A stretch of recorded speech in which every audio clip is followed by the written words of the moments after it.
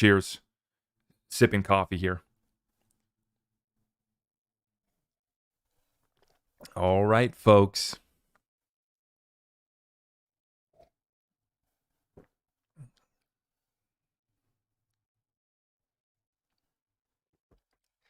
Thank you for joining me. Grab yourself a cup of coffee. We got some buyback drama underway, and definitely going to add some context, definitely going to add some clarity to the situation for you guys.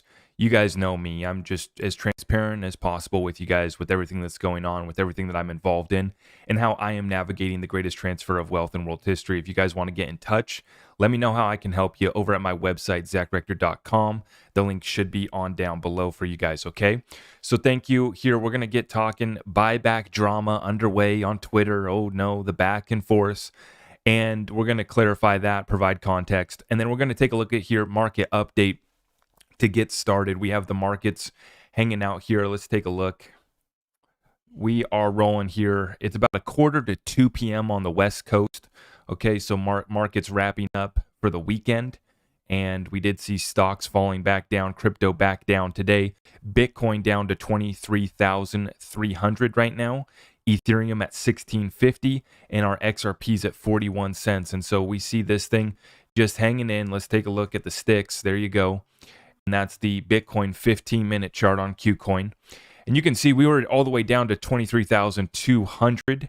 Still in that Bitcoin short. You see that top horizontal line is my entry, 23,811. So we are still in profit. We were at about 10% profit, I think. 9 or 10% profit on that trade right now, hanging out in it, and I'm going to watch that one play out a little bit longer on that one. Now, let's take a look here at the news coming out today. The U.S. credit card debt jumps 18.5% and hits a record $930 billion. Now, the reason why I wanted to start out by sharing that is because I think it ties back into the conversation I've been having over the past couple of days about the dollar dying out and Americans still being in a coma and not realizing that a currency crisis, a debt crisis is taking place in this country, and inflation is not going away. And I think that part of that is because of the data point that I just read off for you guys. We are reaching an all-time high, a record $930 billion in credit card debt, jumping 18.5%, okay, in the fourth quarter of 2022. So how did we afford Christmas? How are we still having a good time in America? How are we still in a walking coma, not about to realize the destruction of this country's dollar and the destruction and wiping out of the middle class of America? Because we're going into credit card debt. It's still a good time. We're still having the party, right? Here in the United States, a record amount of credit card debt getting racked up, okay? And I see you guys in the comments there. Same thing taking place in Germany. Absolutely. Now, like I said, the stocks fall here on Friday, but the S&P 500 notches winning week as strong 2023 continues. So the markets irrationally moving back on up, and it's not just for the stocks, it's for crypto as well. And we also get a further data point here to run with. But the markets not facing the reality. That's the key point right here. Markets and the American people not facing reality, and they have no idea the situation that's coming towards them because they see numbers, they see data points like this, and they think that it's all good. Everything's just fine. Jobs report today shows an increase of 517,000 jobs in January, crushing estimates as unemployment rate hits a 53-year low. Now, Peter Schiff chimes in. 517,000 jobs were created in January, more than twice expectations. The unemployment rate fell to 3.4%, the lowest since 1953. The actual inflation rate is so much higher than what's reported that record numbers must work multiple. So what he's saying is, okay, the actual inflation rate is so much higher than what's reported that record numbers must work multiple low-paying jobs, and retirees are forced back to work. So the situation, guys, is so rough out there that inflation is not going away. And even though they tell us the CPI lie is getting lower, more and more Americans having to go back to work. Peter Schiff commenting that this is a correlation with just how bad inflation in the economy really is that this is more people going to temporary part-time jobs, taking a second, taking a third job just so they can make ends meet. And meanwhile, I'm having debates with guys that are saying that America is going to be fine. The US dollar is still going to live on. And they're missing the point that yes, the US dollar will get reset, restructured, and revalued. We'll be using the US CBDC as we move further into our own enslavement because people are getting wiped out before that reset, before that restructuring. Yes, we're still going to use and trade a US CBDC, but people are going to lose the equity in their houses. Their 401k is going to get wiped out. They're going to have to take a second and third job because they're going to get laid off from Twitter. They're going to get laid off from the tech company, over 100,000 tech layoffs. And so now we got the Twitter and the tech bros having to go drive Uber and having to go take a second and a third job to replace their high-paying tech job. That's reality. The people that have money parked in a 401k retirement account are posting record losses, getting wiped out, and having to go back to work because they can't afford to live off just their retirement account. So that's reality. Now, are we going to see an overnight devaluation of 90% like we saw in Lebanon on February 1st? Probably not. Hopefully not. We would hope not, right? But we have seen our currency devalued over 97% since the inception of the Federal Reserve. Facts, undeniable. So let's get the story straight. For those saying that our currency isn't going to be devalued 90% overnight, well, okay, it hasn't been devalued 90% overnight, but over the period of 100 years, Americans' value has been destroyed. Now, relatively speaking, we can still, use our US dollar. It's still accepted as a reserve currency. It's still the cleanest shirt in the closet.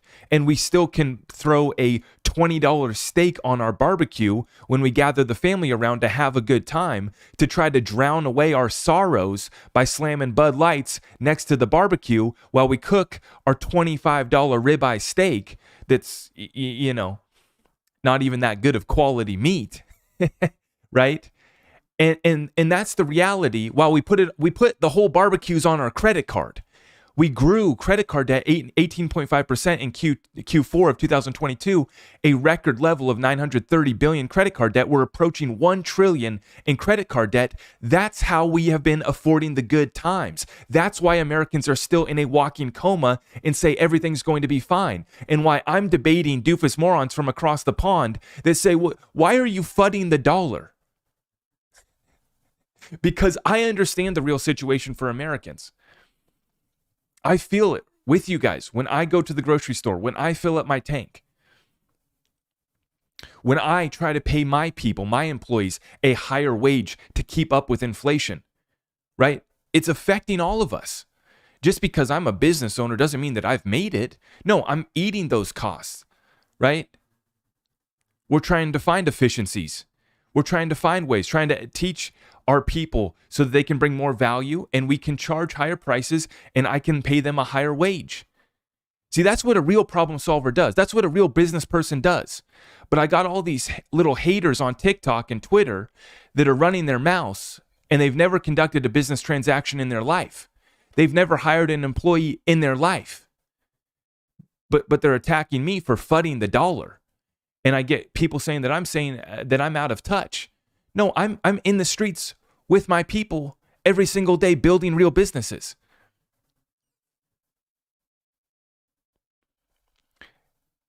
A platform where we've been talking about prepping and essentials for 2 years, while all the rest of the real shills were shilling BS meme coins and NFTs. I was telling my people to prep. I was telling my people to prepare for massive record inflation that we got last year. It's not about being a crazy doomsday prepper. It's about hedging your bet against the real inflation that I argue is upwards of 20%. That's not fudding the dollar. That's understanding reality. That's protecting your wealth. That's building real businesses. That's taking real action and not just running your damn mouth on TikTok and Twitter, never running a real business, never conducting real transactions. But you can talk, but you can get a platform, but you can get 100 people in your live. Congratulations. You're not helping anybody move the needle forward. You're not helping anybody preserve their wealth, get anything done. You're wasting people's time by adding to the real FUD, to the real fear, uncertainty, and doubt, because you don't got a game plan and you've never done anything. And the shills, what did they do? All they ever have done is shilled. And as soon as that party dried up, we found out that they've never ran a real business in their life either.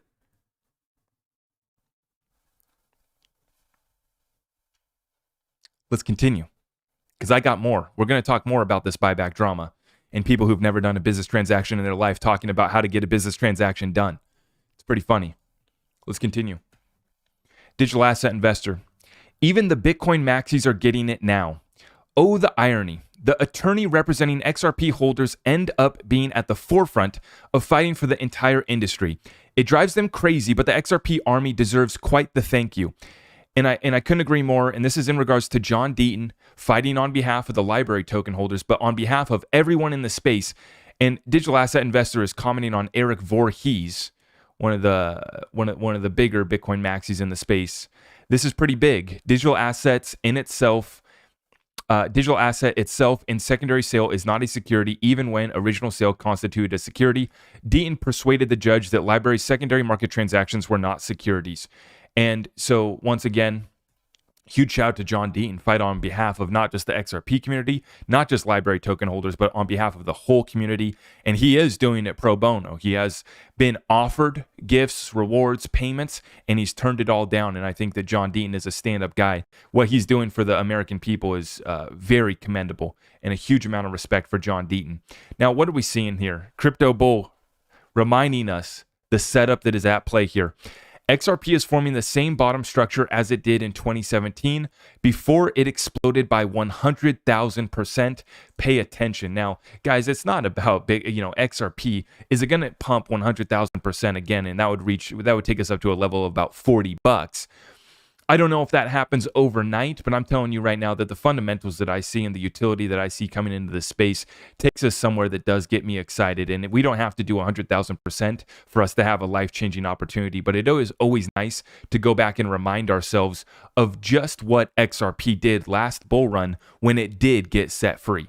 And think of how different the circumstances and the facts, the business that Ripple has continued to grow, the amount of on-demand liquidity that continues to grow compared to 2017. I mean, some people argue that we're not going to get a move that big again because the market's more mature. Well, I would argue that the market's still in its infant stage with only a few trillion in market cap. When we move to a place where trillions of dollars get settled on distributed ledger technology every single day, we're still in our infancy. Now, continuing on here, this one from Mark Phillips, giving his thoughts. Brilliant chat with Digital Perspective and Uphold CEO Simon McLaughlin on why Uphold continued to list XRP during the SEC lawsuit. Quote, "We don't want to cause undue detriment to customers holding assets when there's no need to do that. I love Uphold." And I would agree, Mark Phillips. That is why, if you guys head on over to my website, Uphold is one of the exchanges that we have a link for. If you guys are looking to buy XRP, buy your cryptocurrency, I know they've offered some earn platforms, some staking now on Flare, on some of the other projects too. Go check it out. They have one of these platforms that have continued to have XRP listed for the people. And a huge shout to Uphold for doing that in the middle of this SEC lawsuit, in the middle of a record amount of FUD and confusion and just downright lies about the truth about XRP and Ripple. We continue to see this Uphold continuing to offer XRP to us. And I just want to say thank you to Uphold for doing so. You guys can go buy XRP at Uphold. Just head on over to my website, zachrector.com, and head on over to Uphold. Get you some XRP. And they are selling Flare right now as well, too. So that's very interesting. Now, another interesting here from the interview that Digital Perspectives did with Uphold, which I'm going to have to go back and check out this interview. Huge shout out to Digital Perspectives for getting the CEO of Uphold on his platform. Somebody who's getting it done. Digital Perspectives, huge shout out. Okay. Now, here, let's play this clip. Where is Uphold getting their XRP from? We know from Ripple that Ripple in 2019 stopped selling programmatic sales to the secondary market. And we've known that since 2019, Q4, not a problem. So you guys still provide liquidity. So you're not an on-demand liquidity partner. Like, how do you guys get your liquidity for XRP? It's a great. Sure. Well, we don't have any direct relationship with Ripple. I noticed that was one of the questions you were proposing to ask. So it's basically through the network of exchanges to which we're linked, basically. And I think there's 32 centralized exchanges from which we source liquidity now, and there's also various decentralized exchanges. Of the CeFi venues, a lot of them are outside the United States. So there are venues in Asia and venues in Europe that we use. The specific ones for XRP, off the top of my head, I don't know. But again, the architecture is the same. We're plugged into this network of 32 venues, and we source our liquidity from a combination of those venues. And one thing that people perhaps don't know about Uphold that's worth flagging is one of the things that's really special about our model, and actually why I joined, we smart route orders to the most price efficient venues. So Uphold is a really good venue for uncovering competitive pricing from you effectively we shop the market so you don't have to, I suppose, is one way of looking at it. And equally, there's not the dependence on one book where when you want to sell and access liquidity, you're accessing a very, very deep pool of liquidity through those 28 or so exchanges. Well, that is remarkable. And you wouldn't, and maybe you do not know, but whether any of those 28, 32 exchanges are ODL partners of Ripple that you source to. I don't know, and I don't want to speak out of turn. Sure, I wouldn't want you to do it, Simon. No doubt about it. Yeah, massive session there with Digital Perspectives and the CEO of Uphold. But I did find that very fascinating. So they are getting their XRP from about 32 centralized exchanges and then some DeFi exchanges, he said, as well. Most of them being outside the United States, it sounds like. And then, I would have to assume that there has to be some of these that are Ripple on-demand liquidity partners. Because I don't know where else the XRP is going to be coming from, right? Because Ripple's exclusively been selling the XRP to on-demand liquidity partners. So then it would have to come from their on-demand liquidity partners, the banks, financial institutions that can still get XRP, to then fund Uphold and some of these other exchanges. But very, very interesting nonetheless. And then what I love to hear is that Uphold uses smart routing to get the most competitive pricing for XRP too. So they're getting us some of the best pricing. And for me, Uphold has just worked. For me, it's as long as we're close on price and as long as I can buy my XRP and get it off of your exchange, that's really what I'm most concerned about. And Uphold has gotten the job done for me. And so, like I said, that's why they're one of the few exchanges that I do have listed at my website. If you're looking to get XRP or get some cryptocurrency, you can find it there at my website, okay? Now, continuing on, guys, let's get into the drama. The XRP buyback drama. Oh boy. Let's take another sip of our coffee, folks. Everyone, take a deep breath. Okay? Let's explain this. Let's understand this. Have a little context before we start running our mouse. Before we start making our little tweets and trying to get attention.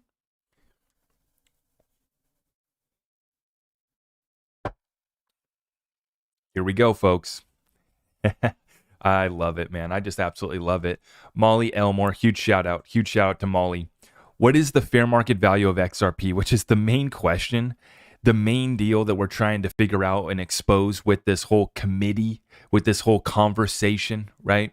What is the fair market value of XRP?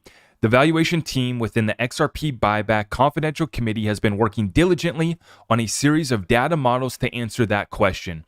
A thread on the second model built by the committee, discounted cash flow. So if I'm correct, I think there's like 5 or 6 different models for valuing XRP that they're going to use. This is the second one that's being, made public. I'm not on the valuation committee, so I don't really know what these guys are working on. I just report on it as it comes out. And I enjoy having a conversation about the fair market value of XRP. And this... She really clarifies what this is all about right here. The intent of the valuation exercise is to analyze a specific scenario. What could the value of XRP been if the SEC versus Ripple case had never happened? So that's a huge point of clarification, folks. This is about speculating on what could have happened if SEC hadn't sued Ripple. Right? Because we're trying to come up with an estimation. This is what would be used, a valuation model that would be used if, God forbid, the XRP holders had to gather, file a class action lawsuit, make some sort of claim against the SEC or any other parties that were involved in taking our XRP from us, saying that we're no longer able to hold it from us, forcing Ripple to conduct a buyback of the XRP. Who knows what they could pull on us, right? This is an insurance policy and for the purposes of making a legal claim. So help us God that we don't have to make that claim. But in the event that we do, we are working with valuation models and exercises to answer and analyze a specific scenario. What could the value of XRP been if the SEC versus Ripple case had never happened? Now let's continue on. Chad Boston, I appreciate the 3-spot super chat. Thank you, my friend. Thank you. The intent of the valuation exercise is to analyze a specific scenario. What could the value of XRP been if the SEC versus Ripple case had never happened? Since XRP as a financial asset designed to efficiently move value, potentially becoming the next world reserve currency, a goal stated by Ripple, this modeling exercise is unique and challenging. Therefore, a series of models are being built to look at the assumptions, conditions, and parameters associated with the final goal being a robust methodology to value XRP. Some models are extreme scenarios. They are used to pinpoint the upper and lower limits of a given scenario. The collateralization model was an extreme condition of XRP being used to collateralize all the money in the world. The second model, so we already covered that, right? We already covered that. The first model, the collateralization model, which I think came up with a price of XRP at 122,000 XRP, and of course that offended everybody. The collateralization model was an extreme condition of XRP being used to collateralize all the money in the world. The second model also looks at a different scenario and is focused on transaction volume. The methodology is called discounted cash flow, DCF, and is commonly used in financial valuations. The idea that the value of money changes over time, so when an investment is made, there is a risk that the return could be lower than if the money were deployed elsewhere. In the case of XRP adoption, the DCF model looks how the transaction volume of money moved via XRP increases over a 10-year time period, and the corresponding impact on the price of XRP. The base volume of transactions was derived from the current global GDP. A discount rate was applied, which is key to the DCF methodology. This is used to quantify the impact of risk and the cost of capital. Generally, a higher discount rate is conservative view, and a lower discount rate is an optimistic view.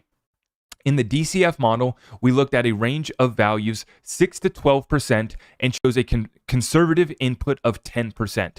While this methodology is very commonly used to value businesses in the world of investment banking, it does not account for the fact that XRP will be removed from the circulating supply as a store of value. So, for instance, they explain in this model, one of the flaws is that they're not even accounting for the fact that XRP is going to be stored and people are going to hold it as a reserve currency.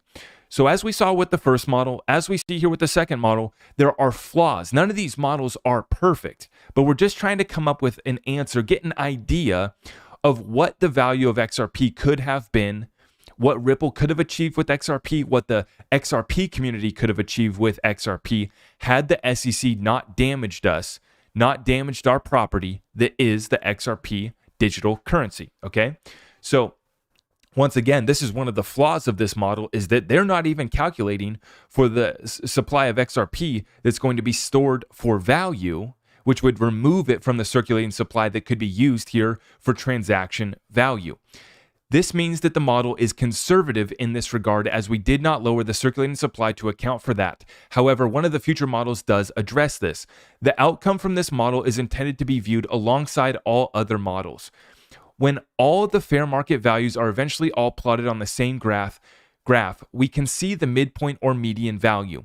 This model is not a forecast or prediction, as it is seeking to understand the value of XRP had the lawsuit never happened and the XRPL had grown as Ripple and others had intended. While the XRP community believes in the potential of the XRP ledger and that humans are resilient and able to make up for lost time, this model cannot happen in the timeline analyzed due to real-world events that have transpired. This model also has drawbacks that are addressed in future models. Stay tuned for the remaining models as they will be shared separately in the same format, thread plus video. The models will be described in detail in the summary paper.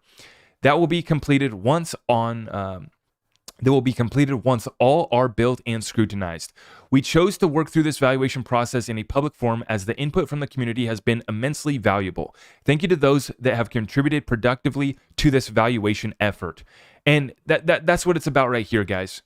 They have put it out here. This is meant to be scrutinized. This is a working idea that is meant to be scrutinized.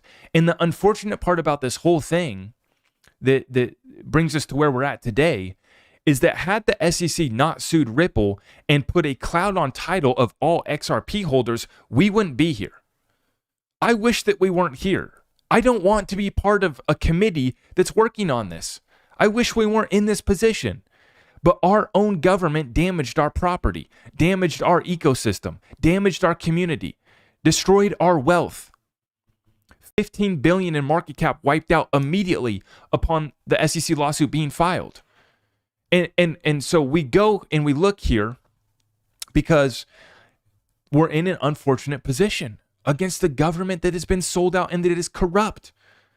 It's unfortunate that we have to get the lawyers like John Deaton, Jimmy Valley, and all these other lawyers that are working on behalf of the XRP community trying to get answers out of our government. Finally getting answers out of our government like John Deaton just did, getting the judge to admit that his motion, his actions did not include the secondary sales of library token. That's a victory not just for library token holders, not just for XRP holders, but for everyone in the space that wants clarity and wants a level playing field for digital assets. Now, let's talk about the drama that's circulating, the Twitter space that's circulating, and let's address it. Let's provide clarity. So here we go. Crypto Eddie says, Dear XRP community, why would you ever support people and channels that supported the Val Hill buyback? They are now leading you to believe John is involved for the profit. Terrible, shameful. Now, this is not true. This is just simply not true. And if people in the community think things that are not true, if they have been confused, I would add that that is coming from people in the community like yourself that are making false claims like this, Crypto Eddie. This is a false statement that you are making, okay? This is not true. None of us are making the case that John Deaton is doing this for profit. As I said earlier in this episode, John Deaton is working per bono or for free on behalf of the XRP community, and he is trying to turn down gifts and money that people are trying to pay him. And what is wrong with people that want to see John get compensated? That if I want to send a check to John because I appreciate what he's doing on behalf of the XRP community, what's wrong with that? If John doesn't want to take it, if he'd rather me put it towards charity or put it into the XRP ecosystem, then that's fine. That's what I would do. But I mean, I would love to see John get paid. John's putting up a fight. I would love to buy him a coffee, buy him a beer, and maybe send him a little bit more money on top of that. He's working on behalf of us. So, I would, but none of us are making the case that John's in this for himself. John has always been in this for the community, and most of us that are talking about this have made that very clear. And so John Deaton is responding here to a little snippet that came out, the proposed terms to this XRP buyback. The proposed terms to the XRP buyback have been released. They are now public for everyone to see, for everyone to scrutinize. And in the terms here, there's a little piece here that the proposed transaction, which would include an amount to be paid to the Deaton law firm for its work on behalf of all retail holders of XRP in connection with the SEC action. So basically what happened here, guys, is in the proposed terms, I don't have my red folder in front of me right now that I carry my proposed terms in. In the proposed terms, there is a Val Hill fee so that Val Hill can get paid some compensation. And I believe that there is some compensation for members of the committee. Now, I want to make something very clear. And there is a portion here to pay out John Deaton as well, to give John Deaton some compensation. Okay, which John Deaton responded, and he said that he's not looking for compensation. He's just doing this on behalf of the XRP community. But I will say this. When I read through the terms and I initially saw that, I said, okay, I'm not looking to get compensated myself. And, I don't feel like my measly efforts of allowing Jimmy to come onto my platform and, explaining what we're doing, what we're talking about here. I don't care to get compensated for any of this. And all that I want is a level playing field. And all I want is clarity for XRP holders. And if the SEC does screw us or our government screws us in any sort of way, I want to be a part of fighting back against the corruption, against those actions and damages. I want to seek, retribution for those damages that would potentially be done to XRP community members. I don't care to get paid for any of that effort, right? And so when I saw that part of the term, I went, okay, I don't care to get paid. But guys, let's understand something. Let's be adults and put our big boy pants on. In every deal that gets structured across this planet, whether it's your Wall Street 401k broker who's trying to broker a transaction to you for your 401k retirement account, whether it's a real estate transaction, your real estate agent or broker that's going to take a commission, or whether it's you're going to go buy a car and the salesman that sold you that car is going to get paid a commission, or you're going to go buy wifey a ring and the salesperson is going to get paid a commission.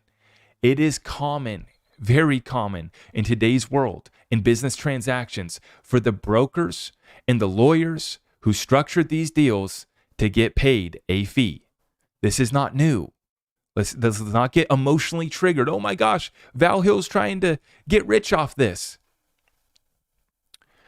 When you conduct a business transaction that benefits both sides of a party, it's common for the lawyers on both sides of that transaction to get paid. For the people on both sides of conducting that transaction to get paid. And so, once again, personally, I have not signed on.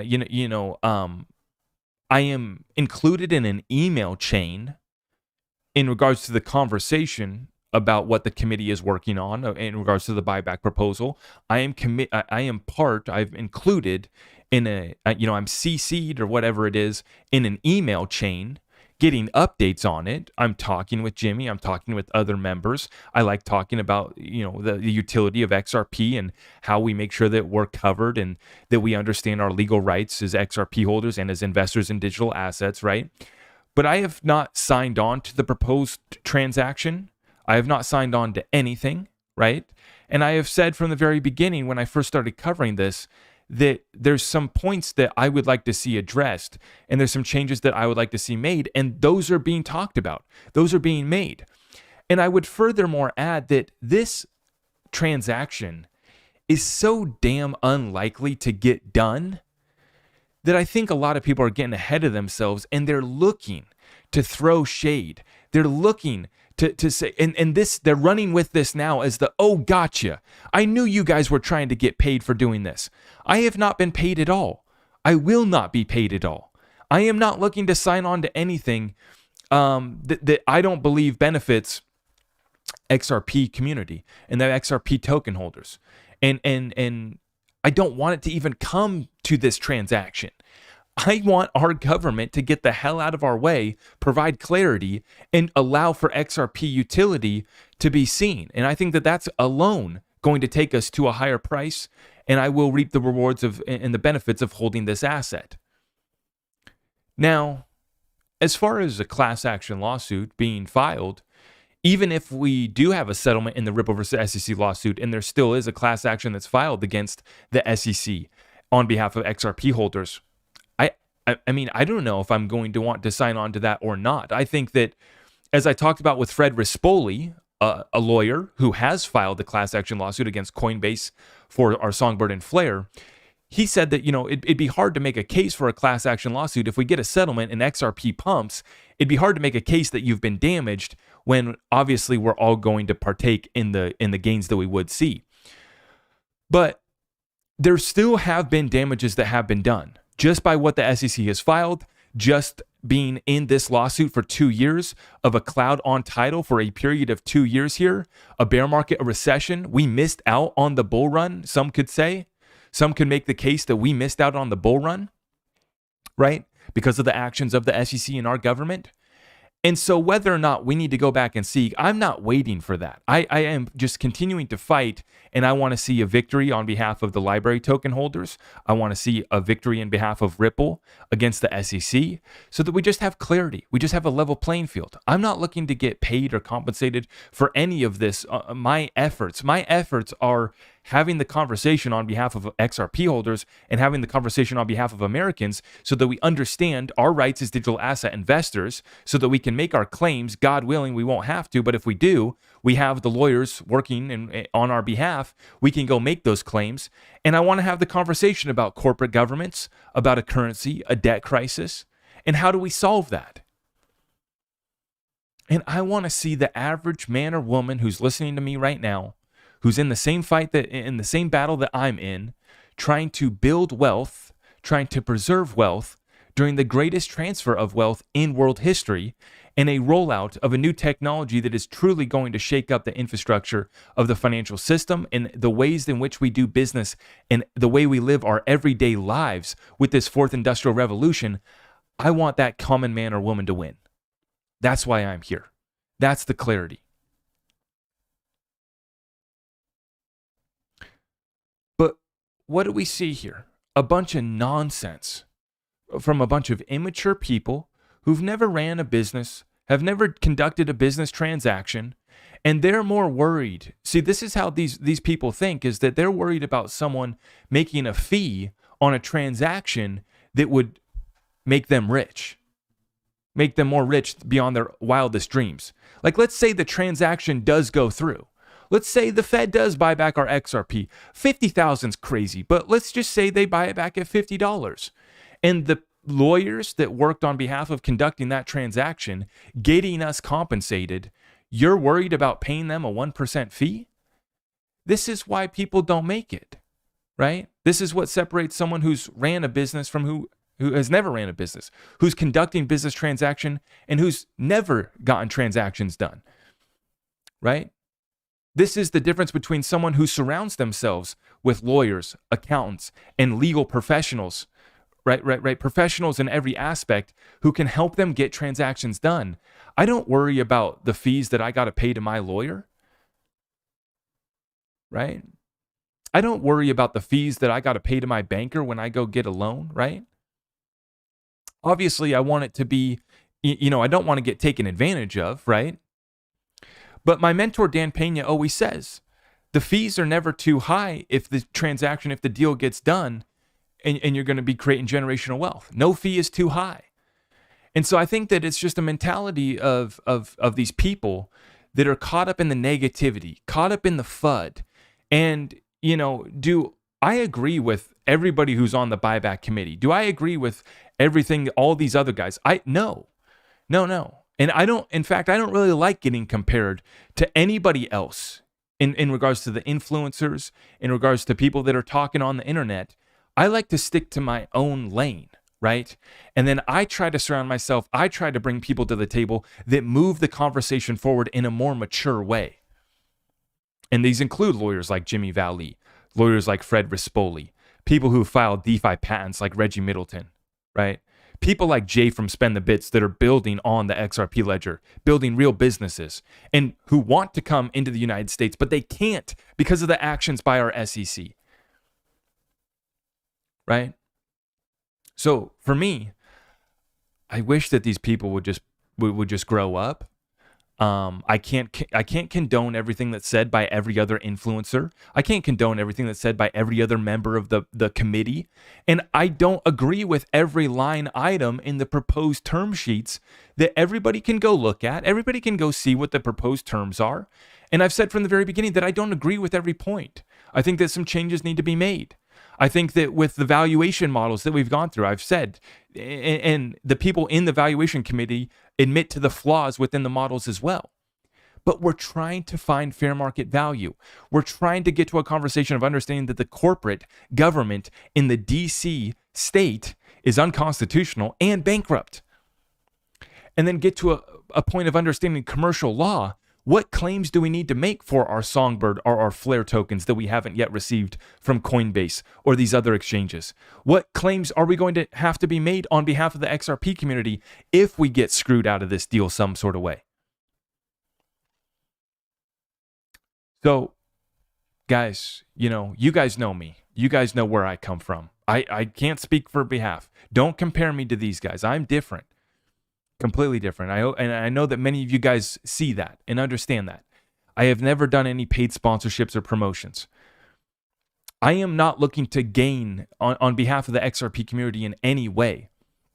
I want us to all come up together in this transfer of wealth, which is why I lay my strategies, my plans, how I'm running my businesses. I lay it all out here on the table. I wear my feelings on my sleeve for everyone to see every damn day when I show up. When we cover current events, why does it matter? How is it actually going to impact us? Let's not get emotionally triggered by Trump or just sit here complaining about Biden being asleep at the wheel. Let's figure out how we actually navigate this crisis on a day-to-day basis and cut through the nonsense, cut through the FUD. This isn't based off FOMO, but you bet we got a fire lit under our ass because we're motivated to take advantage of this opportunity. We're motivated to make sure that we can feed our families. While the Twitter bros get offended, worked up, still haven't built a business, still haven't done a transaction, and they're trying to find gotcha here. Oh, we got you there. We always knew you were a shill. I have nothing to shill. I have some affiliate links. If you want to support the channel, you can use my affiliate links for the same exchanges that I buy my crypto from the same wallets that I store my crypto on, from a reputable source for buying your precious metals. That's all it is. Every single day. Current events, cryptocurrency, and the greatest transfer of wealth in world history. Are you going to take advantage or are you going to get wiped out? What side of the transaction are you going to be on? Let me take some questions.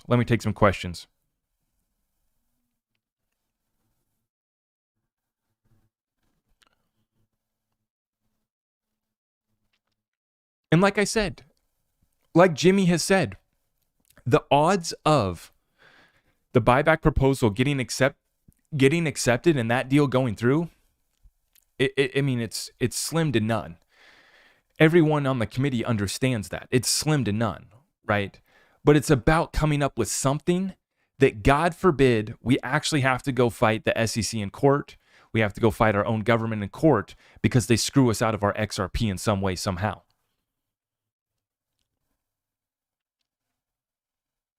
Do I think that the case will actually settle prior to summer? Well, we're supposed to be getting a ruling from the judge by June, according to Brad Garlinghouse.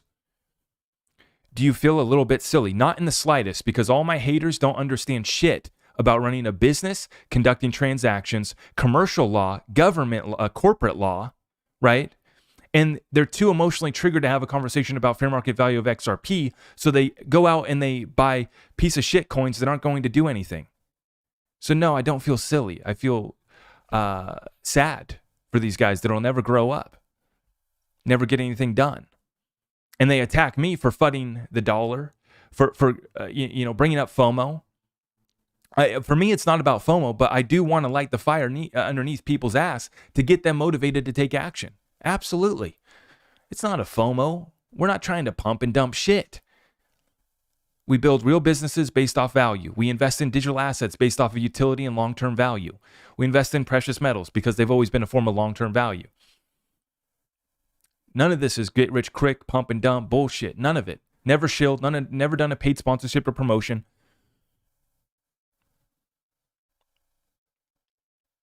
I show you guys when I make a trade.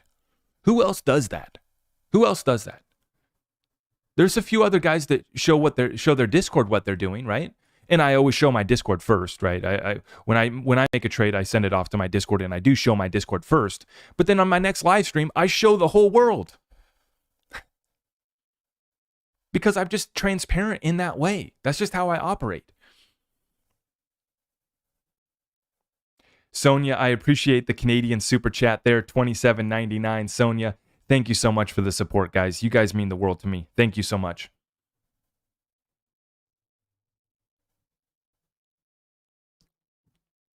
TikTok, how are we doing? YouTube, midday session. I know you guys still working, still grinding. I need to get back to work too, actually. I just thought that I'd come on because everyone was getting triggered. Everyone was turning up here today on Twitter, arguing back and forth, stating things that are false, making false claims. You're the only guy I pay attention to. Seriously, I appreciate that. I appreciate that. We're going to stay true to you guys always. Absolutely. Newsflash, many other people run a business besides you. Absolutely. And I love to see it. That's the thing. That's the thing about my community. It's just real ones. You know, even if they don't run their own business, I mean, we got big hitters running companies, moving on up. And like we said at the beginning last year, recession to-do list. I said, figure out how to get a promotion at your job. Not everyone needs to be an entrepreneur. Not everyone needs to have hashtag boss bitch in their Instagram, right? Figure out how to get a promotion at your job. Not everyone needs to quit their job and become an entrepreneur. So how will you be paid? Well, I'm going to get paid when you guys get paid, when XRP realizes its utility and the true value gets unlocked. We all get paid together. That's how I'm getting paid.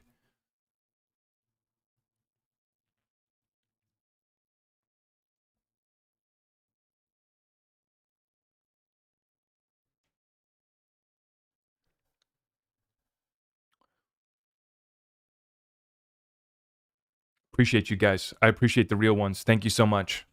Thank you so much. The real ones understand. The real ones understand where we're at, where we come from, what we're building, what we're doing. It's no joke. It's no games. It's no shills. I don't got time for the bullshit.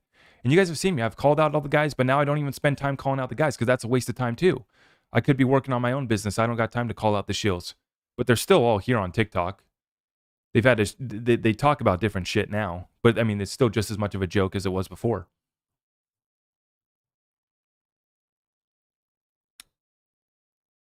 I know you talk about metals. Is silver worth investing in? It's used in manufacturing worldwide. Aztec Pilot, that's the interesting dynamic that's being set up right now in silver, is that not only are people like myself just holding on to it, we're seeing a record amount of growth in the industrial uses for silver. Specifically in the solar energy space, they are using way more. And in the renewable energy space for the batteries, the industrial demand for silver just continues to grow. And so that's why there's actually a deficit in silver.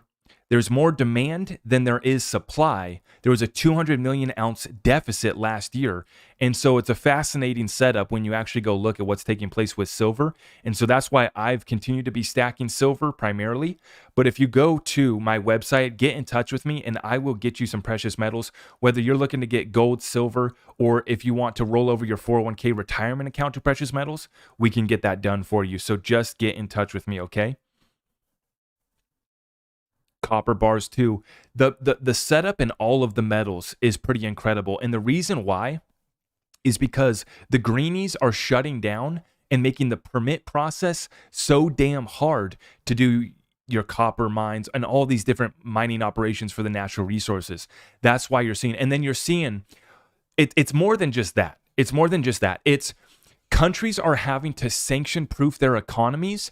And so we see countries like, what was it? Was it Zimbabwe that said that they were going to stop exporting their lithium supply? So we saw lithium run up about 400% last year. And that was just one of the commodities that had a major breakout. But what they're starting to do is they're trying to sanction proof their economies, right? And some of them are even nationalizing the supply of their metals because it's become a national security interest for all of these commodities. And that includes food too, right? But that's why I've been stacking silver. I'm about to go probably stack some more silver, to be honest. After I went to that Vancouver Resource Investment Conference, got to shake hands with Robert Kiyosaki, got to sit down with some big hitters and discuss what's taking place, and it's absolutely massive.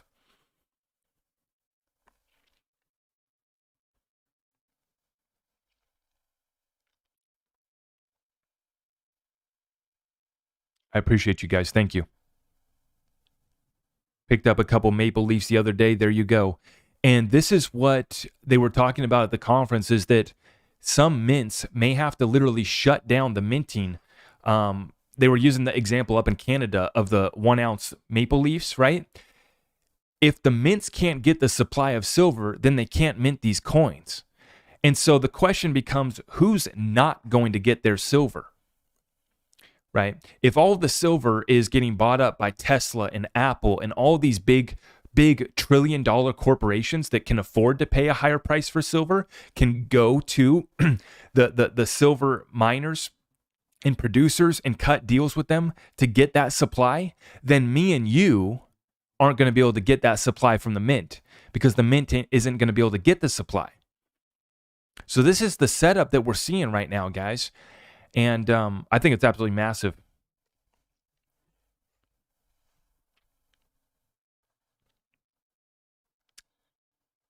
Hey, I'm not going to make everyone happy. If you're disappointed in me, then you probably have a misunderstanding of the facts, and that's unfortunate. I hope that you tune in here and understand. We've been explaining with absolute transparency everything that we're doing on a daily basis, how we're navigating the greatest transfer of wealth in world history with real solutions, not just running our mouth, like some of these other guys. So it's unfortunate, but hey, we're not going to get everybody. I'm not here to get everybody. And, shout out to the haters that continue to show up on a daily basis and leave their comments and boost the algorithm for us. I appreciate it.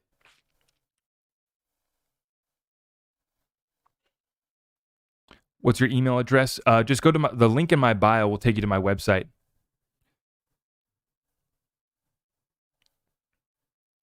The link in my bio will take you to my website. How much silver is enough, Rashad? That's like asking how much XRP is enough, right? How big do you dream? How much wealth do you want to build? How many children do you want to have? How much do you want to give to your church, your community, right? What do you want to get done? I want to get a lot done for my community, right? For my family. I want to help a lot of people out. So for me, I want a lot. I do have a decent amount. I do have a few. I may be picking up a few more if they continue to keep the prices suppressed. And that's just how we do it. Who's crypto? Thank you for the Euro spot. Zach, do you agree that the buyback committee has damaged their own credibility due to their price model, which is not fair market price? No, because as Molly explained, it's not a price prediction.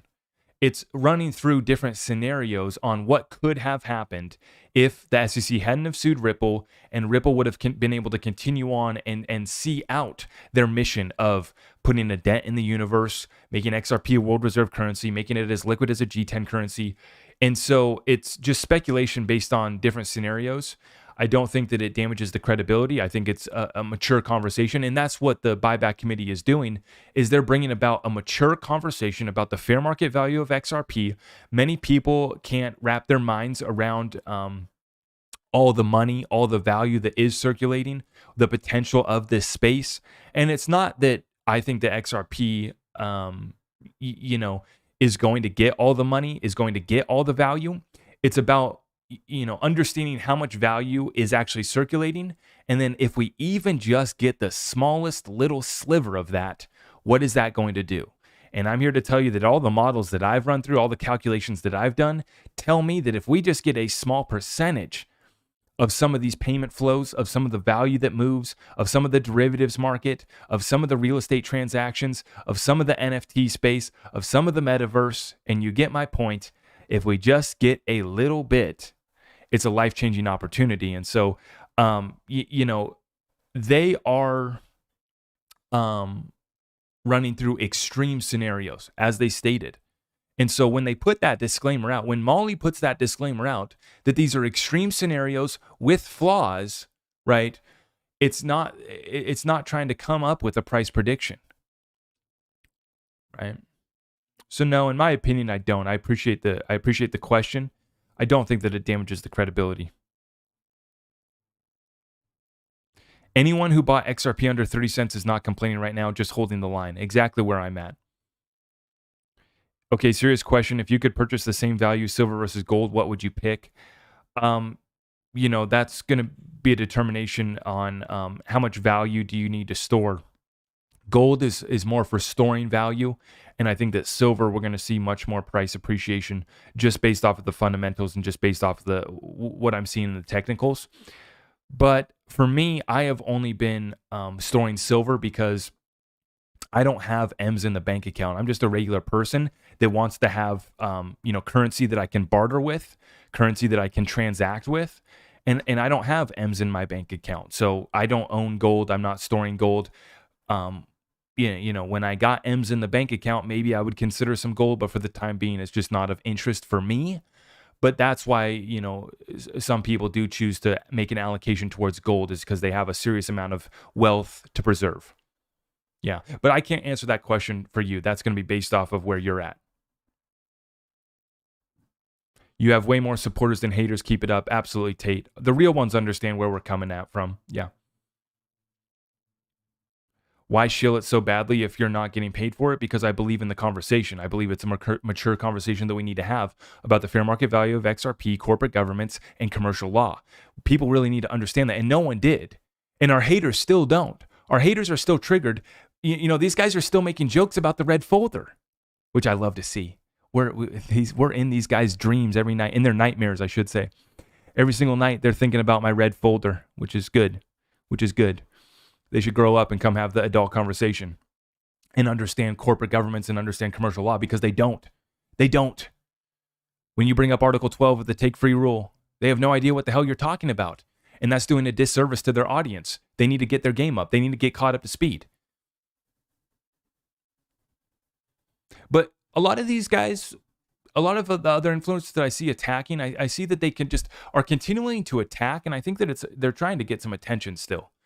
Right, they knock on us for trying to get attention and whatever their claims that they're making are, but they continue to bring it up every episode, every week. I see them tweeting about it, making videos about it, still trying to get some attention. So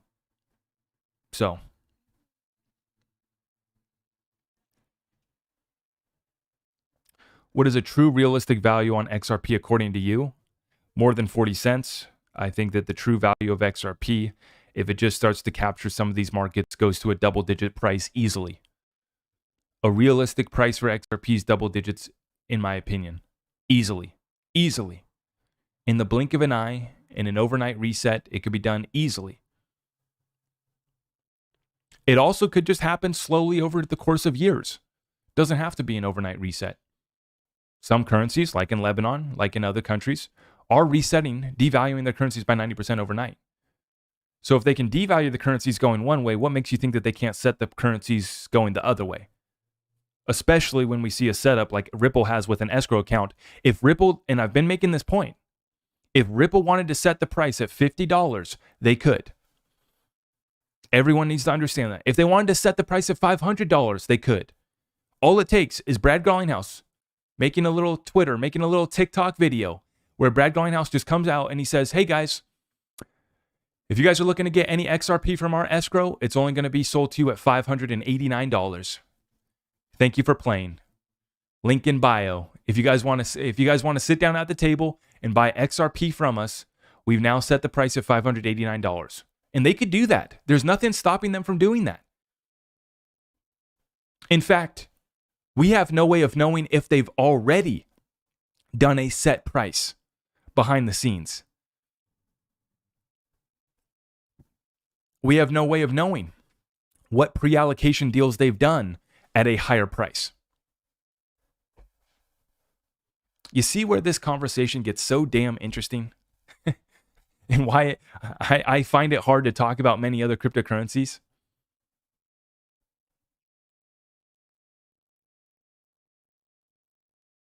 No way, yes way. Yes way. When you control the supply, it's on your terms. It's on Ripple's terms. Whatever Ripple wants to say. Hey, starting tomorrow, we're only selling our XRP at $5 out of the escrow. It's done. Overnight reset to $5, just like that. It's that easy. It's that simple. Now, see, let me explain this point that I'm making right now. If I come out today and I say that I'm only going to be selling my XRP at $50,000 per coin, no one cares. No one's going to buy my XRP at $50K. But if Ripple comes out and says it, they have a little bit of leverage because they have half the supply of the token. You see the difference? When me, just a little Joe Blow, says that my XRP is worth 589, everyone's like, okay, cool, bro. No one cares. We're not going to buy your XRP. When Ripple comes out and says, hey, we're only going to be selling our XRP at 589, that's the deal. Maybe there won't be any takers. Maybe there's no banks or financial institutions that think that that's worth it. Or maybe there's been agreements, multiple pre-allocation deals with banks and financial institutions behind the scenes. And maybe the price isn't $589, maybe it's only $5.89. But nonetheless, you get the point. We're in one of the greatest setups that we've seen in the history of the financial world, in the history of resetting currencies. We're in the greatest setup ever.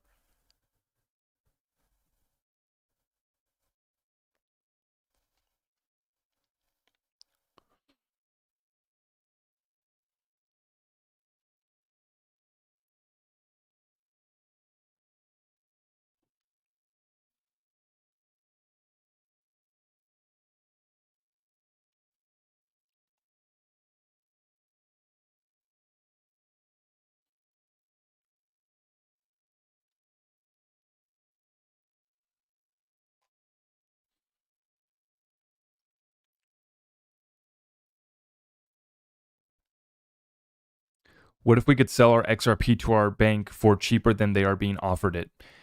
And that's exactly where you get the overnight reset from. Great question. That's exactly how you get the price to move rapidly overnight. Because as soon as that deal gets made public, we on the retail end have to catch up to that price. So yes, we would start to see the price run up, and me and you could sell off our XRP. If Ripple set the price at $5, then we start to see the market move from there. As it increases, we're going to be selling our XRP off to people that are going to be willing to pay that price. Because XRP, they're going to be willing to buy it at $1, willing to buy it at $2, willing to buy it at $3, because they know that Ripple has set it at $5. And eventually the retail side catches up to what's happening on the back end. So there would be an opportunity. There would be an arbitrage for a moment in time. And then what happens? You've sold all your XRP, right? And then the price continues to go higher than that initial set price. And so this is where we got to understand our exit strategy. You got to understand when you're going to be selling your XRP, when you're going to be leveraging your XRP. You got to have a plan for this, guys, because this thing can move violently without any of this crazy stuff that I'm talking about that gets everyone confused and upset, even though it's very simple to understand. Without any of that crazy stuff, just go look at how XRP's moved historically. It moves violent as hell. And we could see a pump up to $5 before the settlement even occurs, just off of the insiders front-running XRP. So what's your plan? What's your plan? What's your program? You don't have one because you're emotionally triggered. See, that's where a lot of these guys are going to be at. A lot of these guys, they're not going to know what to do. They're going to sell off their whole bag at $2, $3. I've had enough. I capitulate. I'm giving up my whole bag.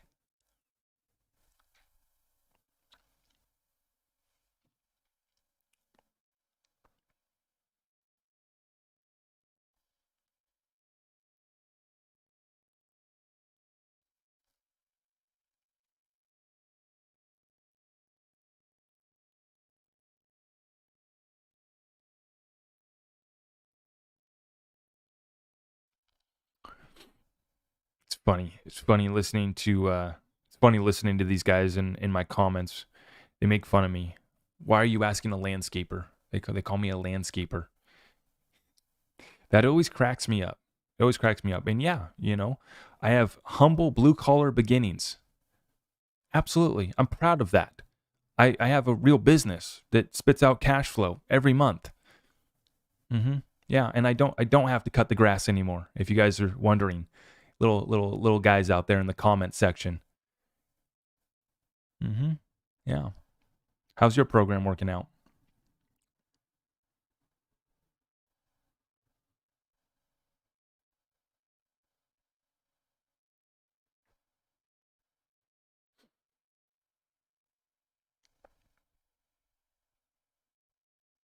I know, it's funny. It's funny, Kelly. We try to help them out, though. We try to help out everyone. I try to remain humble, even though I know I could just wreck all these guys. I mean, just if they really want to go toe to toe, it's not even freaking close. But I like to be nice, and I like to stay humble, and I like to focus on what we're doing, because what we're doing is impacting lives, and I get that, and I'm not done with that, and I feel like we're just getting started with that. And so the haters, the kids, the people that are immature and offended, they continue to try to pull us back and drag us down. Don't got time for it. We're just going to continue to press on. We're just going to continue to double down and triple down on what got us here and is going to take us to taking advantage of the greatest transfer of wealth in world history. It's just very simple. I just want to know who is working on legislation. They're working on a few things. They are working on a few things in DC. I don't know if that's what you're talking about. It's funny, actually. Landscape's one of the highest margin businesses to be in. That's the other funny part about that. I think that people underestimate that. Oh, little lawn boy. If you only knew half of it, my friend.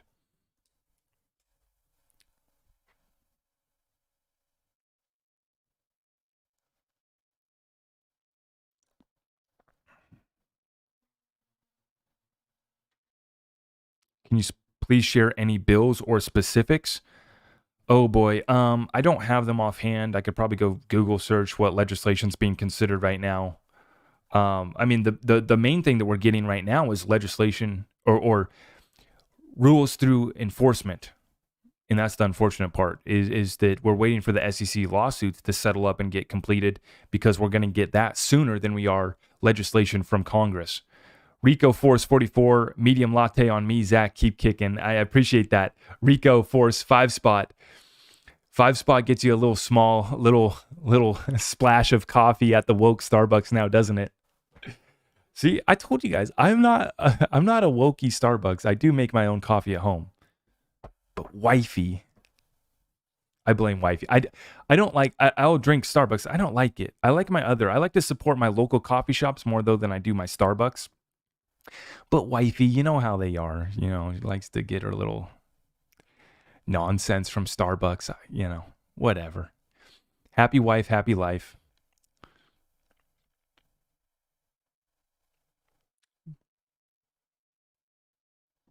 I'm drinking my at-home coffee black, no creamer.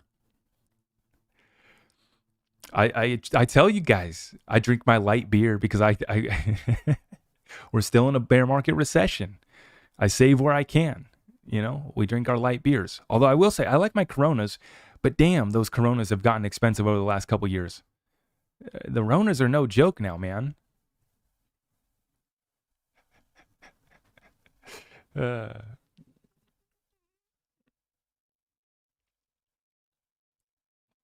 Do I trust buying crypto on Lobster? Lobster does work. Yeah, it does work. For me, though, there's just not too much of a point, because most of the tokens that are built on XLM right now, I think are scams, don't have real utility, and it's the same thing that's happening with XRP. Is they are getting you to give up your gold and your silver. They're getting you to give up your XRP and your XLM for their shit coins, and they got a story to tell you. They got a pitch to make.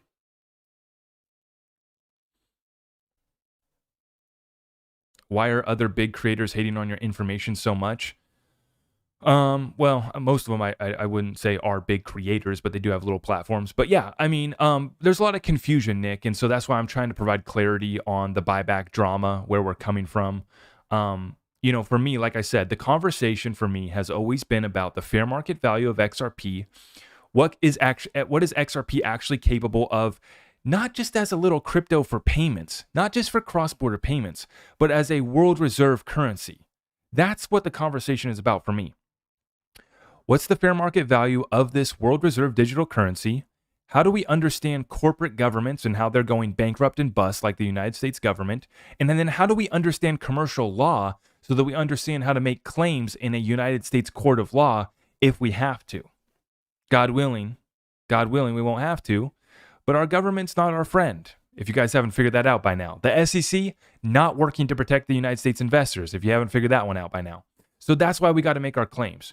And a lot of people are confused. And I just try to get them caught up to speed. We try to provide clarity, but they're emotionally triggered and they just aren't willing to pull up and have an adult conversation.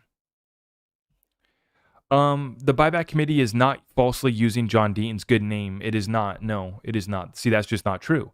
There's a lot of false claims. There's a lot of nonsense. XR Peaky Blinder, thank you, brother, for the 5 spot. I appreciate you, my friend. We all will be little lawn boys, lawn chair boys, when we can leverage our XRP lawn to value goes up. LOL. Keep mowing down the haters, brother. I appreciate you. I appreciate you, my friend. Absolutely. Absolutely. And that's the life that I want, brother, is a lawn chair overlooking my ranch, my farm, as many children as we can possibly afford to have. Absolutely. That's all it's about for me at the end of the day. No Lambo, no nonsense. I'm going to let you guys go buy the yacht. I'm going to let you guys go buy the Rolly, the Lambo. I'll let you guys go buy the yacht and I'll come to your yacht party. Okay?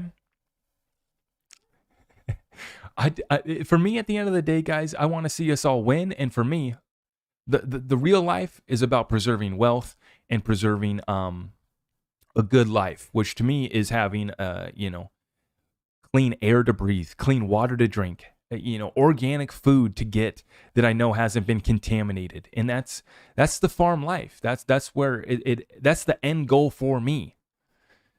You guys being able to come visit me on the compound. Haters won't be allowed. Haters will be checked at the gate. You better believe that.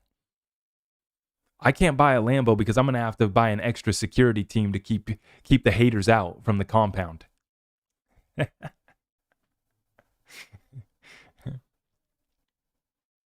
Zach, you've done more than anyone on here to help educate about XRP. You're a good man. Keep it up. I appreciate that. Mad Max, thank you. I appreciate that comment. Thank you. We're working hard. Absolutely. Working hard. You guys tell me when you guys get the yacht, though, because I'm going to show up on your yacht party, okay?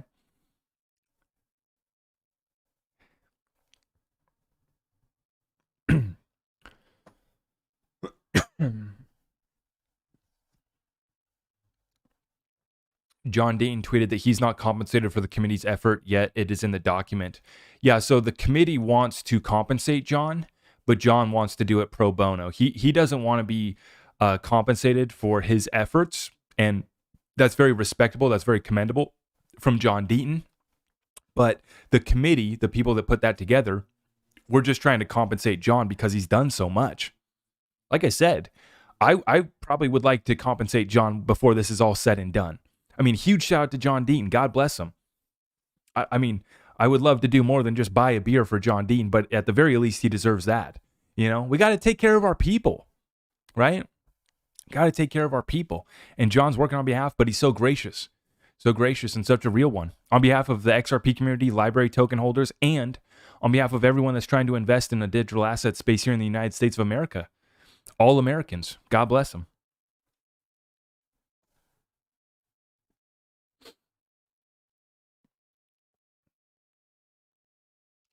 Zach, can you please address Matt Hamilton's comments? What about Matt Hamilton's comments?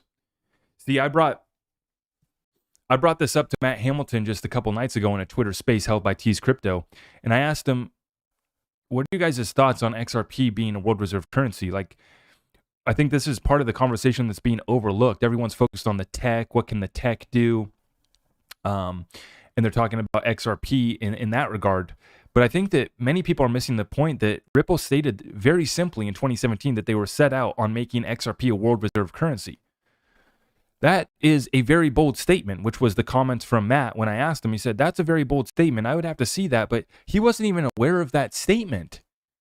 He worked at Ripple for like a year or however long it was, but he wasn't even aware of that statement made by Ripple back in 2017, a statement that had been uttered again by Brad Garlinghouse.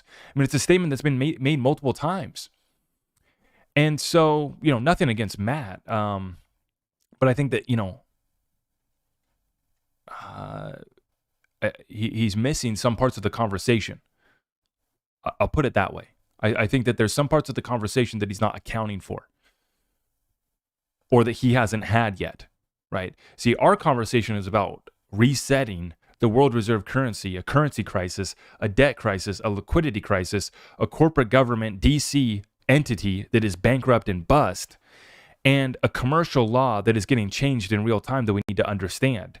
And then you go to have a conversation with some of these guys that are developers, and they're kind of just focused in the tech world. They're kind of in a tech bubble, which nothing against them. And Matt Hamilton's a great guy. He's moved XRP forward. I would argue that he has. He's been a big part of, the XRP community, 100%. But for me, there's more to the conversation just past the tech conversation. And we got to have that conversation. It's important.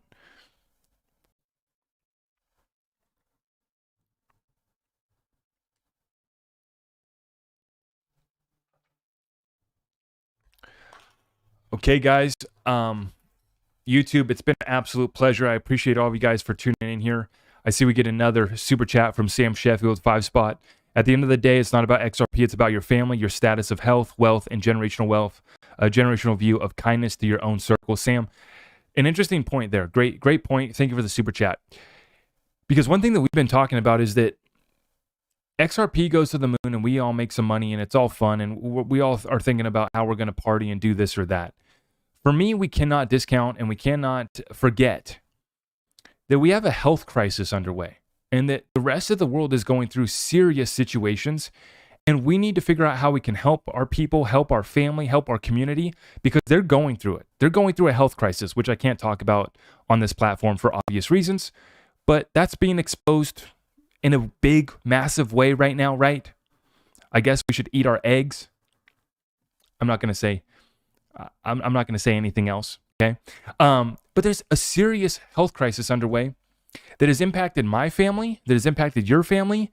And so even if we go to the moon, and even if we're on a rocket ship to paradise, we still got to figure out how we can help our family and our friends and our community around us that is in a serious situation.